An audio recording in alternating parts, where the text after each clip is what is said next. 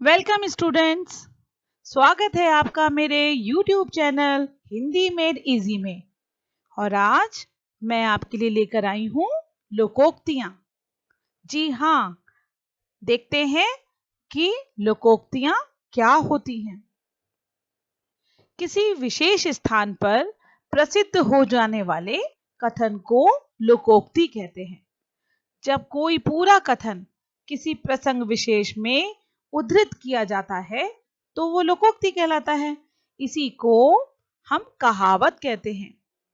उदाहरण के लिए, उस दिन बाती बात में राम ने कहा, हाँ मैं अकेला ही कुआं खोद लूंगा। इन सब पर सारे लोग हंस पड़े और कहने लगे, व्यर्थ बकवास करते हो, अकेला चना भाड़ नहीं फोड़ता। यहाँ अकेला चना भाड़ नहीं फोड़ता, ये लोकोक्ति का प्रयोग किया गया है, जिसका अर्थ है कि एक व्यक्ति के करने से कोई कठिन काम पूरा नहीं होता। लोकोक्ति शब्द लोक और उक्ति इन दो शब्दों से मिलकर बना है, जिसका अर्थ है लोक में प्रचलित उक्ति या कथन। संस्कृत में लोकोक्ति अलंकार का भी एक भेद है और सामान्य अर्थ में लोकोक्ति को कहावत कहा जाता है। क्योंकि लोकोक्ति का जन्म व्यक्ति द्वारा ना होकर लोक द्वारा होता है, अतः लोकोक्ति के रचनाकार का पता नहीं होता। इसलिए अंग्रेजी में इसकी परिभाषा इस प्रकार से दी गई है, a proverb is a saying without an author. अर्थात लोकोक्ति ऐसी उक्ति है जिसका कोई रचनाकार नहीं होता। बृहद हिंदी कोश में लोकोक्ति की परिभाषा इस प्रकार से मिलती है, विभिन्न प्रकार के अनुभवों, पौराणिक तथा ऐतिहासिक व्यक्तियों एवं कथाओं, प्राकृतिक नियमों और लोक विश्वासों आदि पर आधारित चुटीली, सारगर्भित, संक्षिप्त, लोक प्रचलित ऐसी उक्तियों को लोकोक्ति कहते हैं, जिनका प्रयोग किसी बात की पुष्टि, विरोध, सीख या भविष्य कथन आदि के लिए किया जाता है। लोकोक्ति का प्रमुख अभिलक्षण क्या है? लोकोक्तियां ऐसे कथन या वाक्य हैं जिनके स्वरूप में समय के अंतराल के बाद भी परिवर्तन नहीं होता और ना ही लोकोक्ति व्याकरण के नियमों से प्रभावित होती है। अर्थात लिंग, वचन, काल आदि का प्रभाव लोकोक्ति पर नहीं पड़ता। इसके विपरीत मुहावरों की संरचना में परिवर्तन देखे जाते हैं। जैसे उदाहरण के लिए देखिए, अपना सा मुंह लेकर रह जाना। मुहावरे की संरचना लिंग, वचन आदि व्याकरणिक कोटि से प्रभावित होती है। जैसे लड़का अपना सा मुंह लेकर रह गया, लड़की अपना मुंह लेकर रह गई, जबकि लोकोक्ति में ऐसा नहीं होता। उदाहरण के लिए, यह मुंह मसूर की दाल। लोकोक्ति का प्रयोग प्रत्येक स्थिति में यथावत बना रहता है। जैसे है तो चपरासी पर कहता है कि लंबी गाड़ी खरीदूंगा, यह मुंह और मसूर की दाल।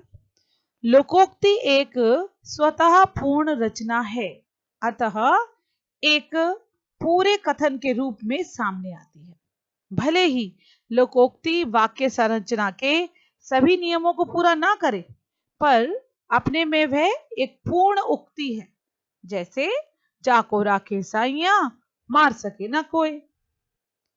लोकोक्ति एक संक्षिप्त रचना है। लोकोक्ति अपने में पूर्ण होने के साथ साथ संक्षिप्त भी होती है। आप लोकोक्तियों में से एक शब्द भी इधर उधर नहीं कर सकते, इसलिए लोकोक्तियों को विद्वानों ने गागर में सागर भरने वाली उक्तियां कहा है। लोकोक्ति सारगर्भित और सअभिप्राय होती हैं। इन्हीं गुणों के कारण लोकोक्तियां लोक प्रचलित होती हैं। लोकोक्तियां जीवन अनुभवों पर आधारित होती हैं तथा ये जीवन अनुभव देश काल की सीमाओं से मुक्त होते हैं। जीवन जो अनुभव भारतीय समाज में रहने वाले व्यक्ति को होते हैं, वे ही अनुभव यूरोपीय समाज में रहने वाले व्यक्ति को भी हो सकते हैं। उदाहरण के लिए निम्नलिखित लोकोक्तियों में अनुभूति लगभग समान है। जैसे देखिए, एक पंथ दो काज, नया 9 दिन पुराना 100 दिन। लोकोक्ति का एक और प्रमुख गुण है उनकी सजीवता, इसलिए वे आम आदमी की जुबान पर चढ़ी होती हैं। लोकोक्ति जीवन के किसी न किसी सत्य को उद्घाटित करती हैं, जिससे समाज का हर व्यक्ति परिचित होता है।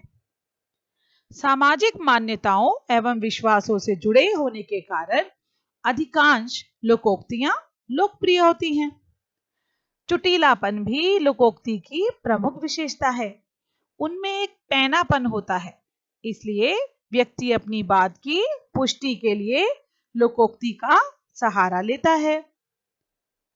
अब हम यहाँ देखेंगे कि मुहावरा और लोकोक्ति में क्या अंतर है। मुहावरे क्या हैं? जैसे मुहावरे वाक्यांश होते हैं, पूर्ण वाक्य नहीं। जैसे अपना उल्लू सीधा करना, कलम तोड़ना आदि। जब वाक्य में इनका प्रयोग होता है तो ये पूर्णता प्राप्त करती है। लोकोक्तियां देखिए, लोकोक्तियां पूर्ण वाक्य होती हैं। ये वाक्यांश नहीं है, ये पूर्ण वाक्य है। इनमें कुछ घटाया बढ़ाया नहीं जा सकता। भाषा के प्रयोग की दृष्टि से विद्यमान रहती हैं। जैसे 4 दिन की चांदनी फिर अंधेरी रात। इसी प्रकार दूसरा अंतर देखिए, मुहावरा वाक्य का अंश होता है, इसलिए उनका स्वतंत्र प्रयोग संभव नहीं है। उनका प्रयोग वाक्यों के अंतर्गत ही संभव है, जबकि लोकोक्तियां एक पूरे वाक्य के रूप में भी होती हैं, इसलिए उनका स्वतंत्र प्रयोग संभव है। तीसरा देखिए, मुहावरे शब्दों के लाक्षणिक या व्यंजनात्मक प्रयोग हैं। मतलब जो मुहावरा कहा जा रहा है उससे कुछ विशेष अर्थ देता है, परंतु लोकोक्तियां वाक्यों के लाक्षणिक या व्यंजनात्मक प्रयोग हैं। चौथा देखिए, वाक्य में प्रयुक्त होने के बाद मुहावरों के रूप में लिंग, वचन, काल आदि व्याकरणिक कोटियों के कारण परिवर्तन हो जाता है। जैसे आंखें पथरा जाना, तो पति का इंतजार करते करते माला की आंखें पथरा गई। लोकोक्तियों में प्रयोग के बाद कोई परिवर्तन नहीं होता। जैसे अधजल गगरी छलकत जाए, तो देखिए वह अपनी योग्यता की डींगे मारता रहता है, जबकि वह कितना योग्य है सब जानते हैं। उसके लिए तो यही कहावत उपयुक्त है कि अधजल गगरी छलकत जाए। पांचवा अंतर देखिए कि मुहावरों का अंत प्रायः इन्फिनिटिव यानी ना युक्त क्रियाओं के साथ होता है।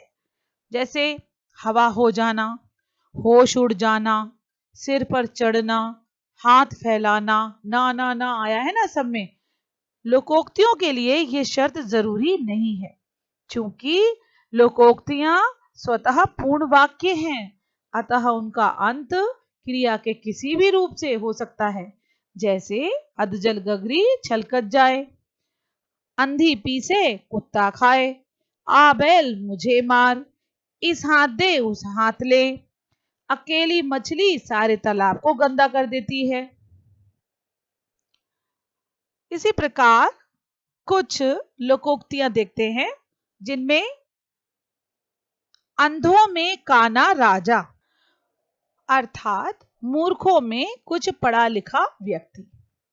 तो यहाँ पर ये लोकोक्ति जो है वो प्रयोग हुई है। इसी प्रकार अकेला चना भाड़ नहीं फोड़ सकता।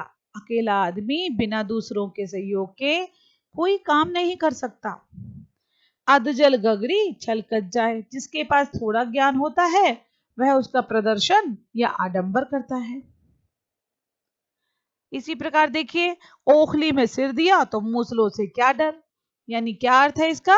काम करने पर उतारू होना। आ बैल मुझे मार, स्वयं मुसीबत मोल लेना। आंखों के अंधे नाम नयन सुख, यानी गुण के विरुद्ध नाम होना। इसी प्रकार इतनी सी जान गज भर की जुबान, बहुत बढ़ चढ़कर बातें करने वाले को हम ये कहावत कहते हैं। इधर कुआं उधर खाई, हर तरफ विपत्ति होना। इन तिलों में तेल नहीं निकलता, कंजूसों से कुछ प्राप्त नहीं हो सकता। इसी प्रकार ईश्वर की माया, कहीं धूप कहीं छाया। ईश्वर की बातें विचित्र हैं। इसी प्रकार ईंट की लेनी पत्थर की देनी, यानी बदला चुकाने के लिए हम ये कहावत प्रयोग करते हैं। उल्टा चोर कोतवाल को डांटे, अपराधी निरपराध को डांट रहा है। उतर गई लोई तो क्या करेगा कोई, यानी इज्जत जाने का डर किसका। उल्टे बांस बरेली को, जहां जिस वस्तु की आवश्यकता ना हो उसे वहां ले जाना। इसी प्रकार उसी का जूता उसी का सिर, किसी को उसी की युक्ति या चाल से बेवकूफ बनाना। ऊंची दुकान फीके पकवान, जिसका नाम अधिक हो पर गुण कम हो। ऊंट के मुंह में जीरा, जरूरत के अनुसार चीज का ना होना। ऊधों का लेना न बाधों का देना, केवल अपने काम से काम रखना। ऊपर ऊपर बाबाजी भीतर दगाबाजी, बाहर से अच्छा भीतर से बुरा। ऊंचे चढ़ के देखा तो घर घर एक ही लेखा, सभी एक समान है। एक पंथ दो काज, एक काम से दूसरा काम हो जाना। एक हाथ से ताली नहीं बजती, झगड़ा एक ओर से नहीं होता, ये इस अर्थ में प्रयोग होती है। एक तो करेला दूजे नीम चढ़ा। कुटिल स्वभाव वाले मनुष्य बुरी संगत में पड़कर और बिगड़ जाते हैं। ऐरा गैरा नथु खैरा, ये देखिए किसी मामूली आदमी के लिए प्रयोग होता है। ऐरे गहरे पंच कल्याण, ऐसे लोग जिनके कहीं कोई इज्जत ना हो। ऐसों को प्रकटयो जगमाही, प्रभुता पाए जाही मद नाही। जिसके पास धन संपत्ति होती है वह अहंकारी होता है। ओखली में सिर दिया तो मूसलों से क्या डर। कष्ट सहने के लिए तैयार व्यक्ति को कष्ट का डर नहीं लगता। ओस चाटने से प्यास नहीं बुझती। किसी को इतनी कम चीज मिलना कि उससे उसकी तृप्ति ना हो।